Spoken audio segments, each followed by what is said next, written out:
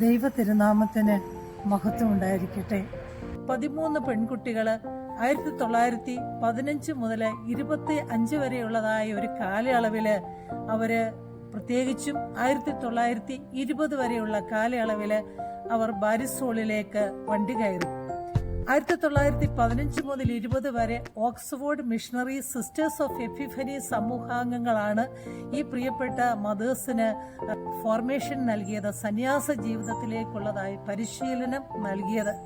അതോടൊപ്പം തന്നെ അവര് ഡയസിസൻ കോളേജില് വിദ്യാഭ്യാസവും നടത്തി. ഈ പ്രിയപ്പെട്ട അമ്മമാര് അവര് മനസ്സിലാക്കി ദൈവം തങ്ങളെ വിളിക്കുന്നു എന്ന്. ആ വിളി പിൻചൊല്ലുവാൻ അവര് സന്നദ്ധരായി. അന്ന് അവരുടെ കുടുംബങ്ങൾ അവർക്കെതിരായിരുന്നു. അവരുടെ ബന്ധുക്കൾ അവരെ പുച്ഛിച്ചു, ജനം അവരെ പഴിച്ചു.